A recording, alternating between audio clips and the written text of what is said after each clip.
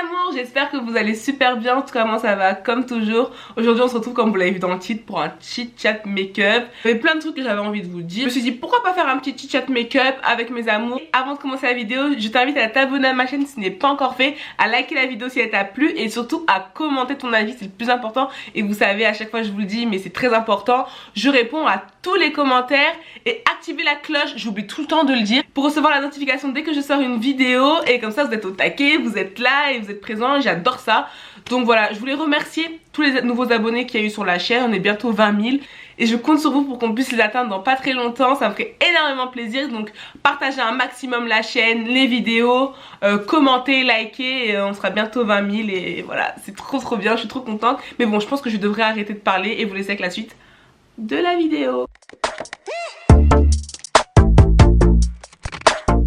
Bon mes amours, on se retrouve pour un autre chit chat make-up. J'ai envie de revenir avec du maquillage sur ma chaîne, j'ai envie de vous parler, de me maquiller. Donc là ce matin je vous ai demandé sur Snapchat et Instagram de poser quelques questions pour compléter un peu ce chit chat, voir un peu de quoi vous avez envie que je parle. Sur Instagram on m'avait posé la question de mon logement, vivre seule, comment je fais et pourquoi. Pour ceux qui ne savent pas, ben j'ai mon appartement et ça fait... depuis après le bac, donc ça fait un peu plus de 3 ans que j'ai quitté la maison familiale. Et pourquoi je suis partie? Déjà dans un premier temps je suis partie pour mes études. Parce qu'en fait il n'y avait pas d'école à côté de chez ma mère qui correspondait à ce que moi je voulais faire. Après le bac, j'ai pris un logement étudiant avec le Crous. Par contre ça, je pense que je vais vous faire une vidéo exprès pour vous donner des conseils par rapport au logement après le bac. Comment se débrouiller, les aides et tout ça, parce que ma première année fut catastrophique. Vraiment, croyez pas que quitter vos parents, quitter la maison familiale c'est le feu. En tout cas c'est pas le feu dès le début, hein. C'était horrible. Toutes les démarches à faire, je savais pas comment les faire, je galérais. Vivre dans un logement étudiant de 9 mètres carrés seul, j'ai limite développé de la claustrophobie. Non mais vraiment je rigole pas, hein. Je sais que j'aime trop exagérer dans ma vie mais franchement limite c'était ça quoi. Et moi j'ai un frère et une soeur et ma mère, donc on est quand même 4 à la maison. Et nous, enfin je sais pas si vous me suivez sur Snapchat et sur Instagram, d'ailleurs suivez-moi. Ou si vous regardez mes vlogs. On est une famille assez bruyante quoi, enfin on fait du bruit, on rigole tout le temps. Et te retrouver toute seule dans un petit logement en plus, donc t'es comme ça, t'es restreint. Et en plus de ça, t'as pas ta famille. C'est pas la même ville. Ce que je faisais en plus comme étude, ça me plaisait pas ma première année. Je peux te dire que c'était compliqué franchement. La première année, dites-moi vous en commentaire comment ça s'est passé pour votre première année quand vous êtes parti de la maison, si c'était compliqué ou pas. Ah non en fait, je suis même pas restée 1 an dans ce logement étudiant. J'ai pris un appartement plus grand, donc là je suis dans un 25 mètres carrés. Je suis pas en logement étudiant parce que ça aussi je vous ferai une vidéo sur tout ça. C'était pas vraiment le top, c'était un peu insalubre. Du coup là, je vous donnerai tous mes tips pour trouver un bon logement. Déjà je suis passée par Le Bon Coin. Et ce serait l'objet d'une vidéo en entier parce que je pourrais pas faire mon chit chat make-up que sur ça malheureusement. Mais en tout cas je le vis bien. Oh j'ai perdu mon goupillon. Mais ouais là ça va bien, je suis très contente franchement. Je pense que je pourrais plus retourner vivre avec ma mère du coup. Je pourrais plus retourner vivre avec ma mère, mon frère et ma soeur.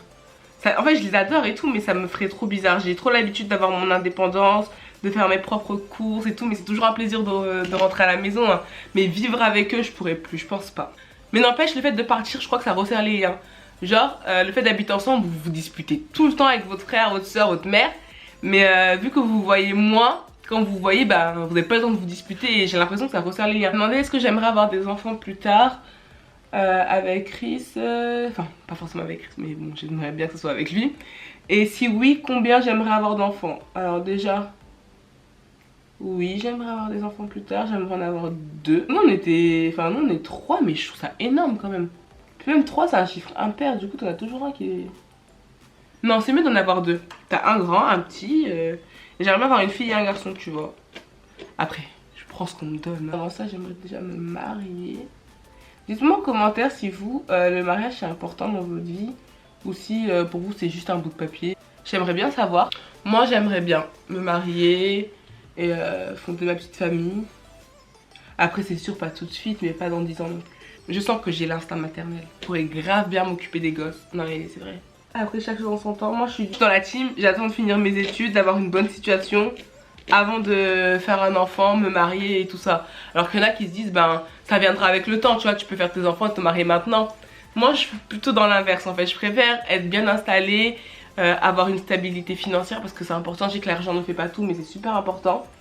Et pouvoir, enfin que mes enfants ne manquent de rien quoi. On n'était pas riches et on n'est pas morts. En fait j'aimerais faire le maximum pour offrir le meilleur à mes enfants. Ensuite on m'a demandé aussi à quand un meet-up sur Paris. Un meet-up les gars, je sais pas. Je sais pas du tout parce que je pense pas qu'on soit assez nombreux pour organiser un meet-up parce que les gens ils vont vraiment se déplacer. Et franchement honnêtement, pour être 100% transparence pardon, avec vous, j'ai pas l'impression que des gens se déplaceraient pour moi, tu vois. Enfin, j'ai pas cette prétention là. Je dis pas que les gens qui font des meet-up sont prétentieux, loin de là, mais c'est juste que je me dis mais wesh, qui va se déplacer pour venir me voir? Mais moi j'aimerais vraiment, oh là là, j'aimerais trop vous rencontrer. Je sais pas, je pense que je serais gênée, tu vois. En vous en mode En fait, je me faisais la réflexion comme ça toute seule. Tes potes ou ton mec, pote que tu connais depuis deux minutes, hein. Je parle vraiment de tes, bon, on va dire tes amis ou ton mec. Question là, c'est trop difficile à répondre parce que quand tout va bien avec ton gars, t'as tendance à dire bah mon mec. Enfin, franchement, ce serait bizarre de dire mes potes, enfin mes amis. Quand tout va bien avec ton mec et que tu te dis bah tu l'aimes, que tu veux faire ta vie avec lui, tu veux te marier, tu veux tout faire, on te pose la question tes potes ou ton mec, tu dis ton mec. Mais quand tout va, enfin quand il y a des problèmes, c'est ça le souci, t'auras tendance à dire ouais mes copines. À chaque fois tu finis par te retourner vers tes copines, tu vois ce que je veux dire. Ça dépend de la nature de la relation que t'as avec ton gars quoi. Si c'est un gars juste comme ça, tu te dis bon ouais. Tu vois, c'est un mec, tu l'aimes bien, tu vois, c'est pas ça, mais c'est que il a pas assez d'importance dans ta vie pour passer avant tes copines, avant tes copains. Et je trouve que si tu vis une relation comme ça, faut se poser des questions, tu vois, c'est bizarre. Personnellement, je vais faire passer mon mec avant mes potes. Mais il faut aussi que la relation le mérite. Et ça m'emmène à un autre sujet. Sur le sujet des meufs qui parlent plus du tout à leurs copines dès qu'elles sont en couple. Dès que tout va bien dans leur vie, elles parlent plus à leurs copines. Mais dès qu'il y a un souci avec leur gars, elles sont là, les premières à chialer. C'est les premières à venir chialer auprès de toi. Mais quand vous avez besoin d'elles, il n'y a personne. Ça m'est arrivé et j'ai déjà eu ce comportement là, tu vois. Là moi je suis une meuf de base. Dites-moi en commentaire si vous êtes comme moi. Je donne pas de nouvelles, je donne des nouvelles à personne. Je parle que à mon chéri en fait. C'est même pas que je t'aime pas ou que je pense pas à toi. C'est que je sais pas, Mais par contre si t'as besoin de moi je serai toujours là. Mais tu sais t'as cette personne là, la fille qui a toujours des problèmes avec son gars. Elle va toujours te raconter ses problèmes. Mais quand toi t'auras besoin d'elle, bizarrement il n'y a plus personne. Je vais faire une vidéo sur les fake friends, sur les amitiés toxiques à éviter parce que moi j'ai l'impression que j'ai eu que ça dans ma vie quoi, que des amitiés bizarres. J'étais là, on savait pas pourquoi. En fait je me rends compte que maintenant, mais je pense que je suis quelqu'un d'assez solitaire. Ma propre compagnie me suffit en fait. Genre ça me dérange pas de m'asseoir toute seule, de manger toute seule, même d'aller manger au restaurant toute seule, bah ça me pose pas de problème. Mais quand j'étais ado et tout ça, ça me dérangeait vachement de savoir que d'autres personnes pouvaient voir que j'étais toute seule. Marcher dans la rue toute seule, c'était la honte. Alors qu'en fait, archi pas. Genre quand je fais mon shopping, je suis contente d'être toute seule. Mais je pense que c'est important dans une vie, non? En gros, j'ai pas toujours besoin d'appeler une pote, de dire ah viens on fait ci, viens on fait ça. J'ai pas peur de la solitude. C'est peut-être pour ça que dans mes relations, les gens ils ont souvent l'impression que je m'en bats un peu les couilles d'eux, me livre pas, que... Parce que... Je sais pas comment expliquer mais... Ça me dérange pas d'être toute seule en fait. Mais bref, et je voulais parler d'un autre truc aussi. Parce que moi avant d'être youtubeuse, j'étais... Enfin je suis toujours abonnée en fait, je suis une abonnée. De base, non je suis sale une abonnée, hein. Mais vraiment, je saigne les vidéos YouTube. Et donc je voyais beaucoup de trucs genre oui l'hypocrisie, vous allez voir sur YouTube c'est les gens mais c'est n'importe quoi, que des connards, que des gens fake. J'ai pas vraiment expérimenté ça. J'ai on peut pas dire que j'ai des amis. Amis c'est vraiment qu'on se voit à l'extérieur, qu'on s'appelle et tout, genre souvent. Mais je peux dire que j'ai fait des belles rencontres sur YouTube. Et faut pas croire que tout le monde est pourri de l'intérieur quoi. Mais ce qui est vrai, c'est qu'il faut vraiment se méfier des apparences. T'as l'impression que les gens ils sont tout gentils, tu leur donnerais le bon Dieu sans confession. Et en fait c'est eux les pires, je vous jure. J'ai appris de ces trucs et je me suis dit waouh, les gens c'est des malades. Et c'est ça qui fait que genre je prends un peu de recul par rapport à YouTube, par rapport à tout ça. Et d'ailleurs je cherche même pas la fame. Bien sûr tout le monde veut évoluer dans sa vie hein, et je dis pas le contraire. Personnellement c'est pas ce que je recherche et ça me fait même un peu peur parce que quand je vois ce que des personnes sont capables de faire juste pour je sais pas quelques euros ou bien quelques likes, parce que j'ai vraiment l'impression que ça peut rendre fou les gens. Et même moi à un moment je me suis surprise à penser de manière très chelou. Et c'est pour ça que j'ai reculé, je me suis dit oh moi je suis pas dans ce délire là. De base moi je suis venue ici pour partager, pour kiffer. Et je suis pas venue ici pour m'inventer une vie. C'est chaud quand même tu vois. Parce que de base c'est pour ta personnalité, pour qui tu es que tu vas sur YouTube. Et il y en a qui commencent à vouloir s'inventer des vies. J'ai entendu des histoires. Genre par exemple Fifi Femme Ébène, que j'aime beaucoup cette fille franchement. Je passe par là au coin du feu. Elle racontait sur Instagram qu'il y a une fille qui se faisait carrément passer pour elle. Donc ça veut dire qu'il prenait sa voix, qu'il prenait ses expressions, sa gestuelle. Parce que Fifi elle, ce qu'elle fait ça fonctionne. Et donc elle se dit bah moi je vais faire pareil pour que moi aussi. Gardez vos personnalités s'il vous plaît les gars, restez tels que vous êtes, sachez-le, les gens finissent par se rendre compte que vous êtes des mythos. Arrêtez de vous inventer des lives là, parce que c'est pathétique. En fait je mets du spray, après je mets du highlighter, après je remets du spray. Genre c'est plus joli, ça fait plus naturel. Sur YouTube c'est à la mode d'être débile, de faire comme si t'avais pas de cerveau pour fonctionner, parce que j'ai remarqué que ce qui marche c'est la connerie. Mais si t'es pas comme ça, reste comme tu es, tu vois ce que je veux dire. C'est comme ça que les gens ils vont vraiment te suivre. Si tu t'inventes une vie, bon moi je trouve ça assez pathétique et assez triste. Mais voilà, après chacun fait ce qu'il veut. Mais acceptez-vous tel que vous êtes et emmerdez le reste du monde. Ceux qui sont pas contents, c'est pareil. Et, les histoires avec les influenceurs qui arnaquent leurs abonnés. Vous savez, avec les ventes et tout ça, les partenariats, les placements de produits. Et je me dis mais attends, toi t'étais rien. Enfin, ça, personne n'est rien d'ailleurs. Tu vivais ta vie banale.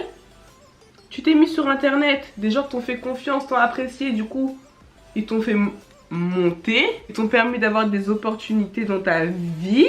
Et tu oses, une fois que t'es là-haut, une fois que tu t'es saucé en fait, une fois que t'as tout ce que tu veux, que tu brasses des milliers d'euros par mois, parce que exactement on parle de milliers d'euros par mois, tu te permets de mentir, mais bref. Moi je sais pas. Encore, je me disais, c'est normal, enfin, faire de la vente, genre tu sais, ces youtubeuses et ces youtubeurs qui font de l'argent sur leur nom, tu sais, bah, qui vendent des produits, parce qu'ils sont connus et qu'ils ont une communauté, donc ils savent que cette communauté là va acheter les produits qu'ils font parce que c'est des gens qui les aiment en fait. Et c'est pas con de faire de l'argent sur ça, parce qu'on sait pas quand est-ce que YouTube va terminer. Et faut arrêter cette hypocrisie de crier à l'arnaque sur ça, parce que de toute façon c'est le béaba du commerce, prendre pour revendre plus cher, c'est tout.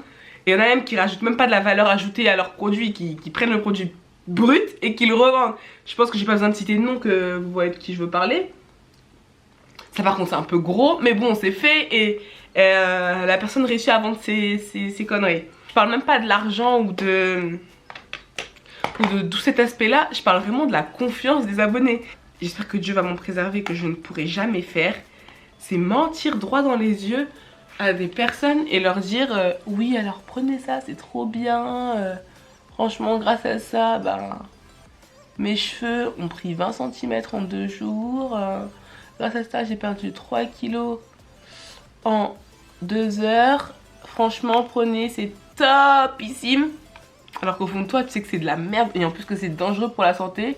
Mais juste parce que tu auras un petit chèque à la fin, tu vas le partager. Et je vais même pas cracher dans la soupe. Les partenariats, c'est la vivance. Ouais, tu te fais de l'argent. C'est un sujet tabou sur YouTube, l'argent. Frère, heureusement qu'il y avait les The Bro Girls qui ont commencé à parler de ça. Pour les nouveaux youtubeurs et nouveaux youtubeuses. Mais sinon, les anciens là, les Enjoy, Phoenix, les Tutti Quanti, qui commençaient à se faire de l'argent quand même. Avec les vues, avec les partenariats et tout. T'en as aucun qui s'est dit bah vas-y, je vais faire une vidéo pour expliquer aux autres comment tu fais pour avoir de l'argent. Effectivement, quand on te demande un partenariat, par exemple pour X ou X marque, tu peux demander à être rémunéré. Effectivement, quand tu fais un post sur Instagram ou tu fais de la publicité, même si tu aimes le produit à une marque, tu peux être rémunéré. Pourquoi personne n'en a parlé aux gens en fait, aux nouveaux youtubeurs ou même aux abonnés pour qu'ils soient au courant? Il a fallu attendre qu'il y ait je crois qu'il y a une loi qui est passée pour obliger, pour encadrer tout ça, pour obliger les influenceurs effectivement à vous tenir au courant quand il y a des placements de produits, quand il y a des partenariats et tout ça. Sinon, en aucun cas, ces personnes-là avaient l'intention de vous le dire. Rendez-vous compte aussi qu'il y en a qui se foutent clairement de votre gueule. Prenez seulement ce qu'il y a à prendre. Alltag, j'ai eu la chance par la plateforme Ivancy. D'ailleurs je remercie la plateforme et la marque Alltigers de m'avoir envoyé 2 produits. En fait c'est des lipsticks vegan et composés d'ingrédients naturels. Et je me suis dit pourquoi pas, franchement. Je pense que sur ma chaîne vous voyez bien, je suis pas une meuf vegan ou... Mais bon, si tu peux avoir des bons produits en plus qui respectent la nature, parce que je me suis dit, est-ce que ça sera de la bonne qualité ou pas? Donc je vais les swatcher, je les ai reçus hier. Donc là je swatch le 784. Par contre je pense pas que ça va m'aller ça. C'est un peu trop flashy. Et là c'est le 888. Mais ils sont vraiment pigmentés hein, putain. Je suis choquée parce que moi dans ma tête, ah lui il est beau par contre. C'est un beau rouge. Et ça sent, j'ai l'impression que ça sent les crayons quand on était petits là.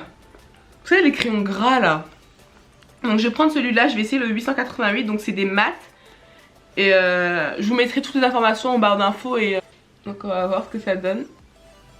Au niveau de la compo, 90% d'ingrédients naturels et 40% issus de l'agriculture biologique. Donc voilà mes amours, moi j'ai terminé avec cette vidéo, j'espère encore une fois qu'elle vous aura plu. Si vous n'êtes pas encore abonné à la chaîne, abonnez-vous, ça me fait énormément plaisir. Moi je fais d'énormes bisous, prenez soin de vous et on se dit à très vite sur ma chaîne.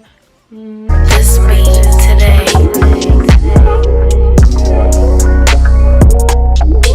today.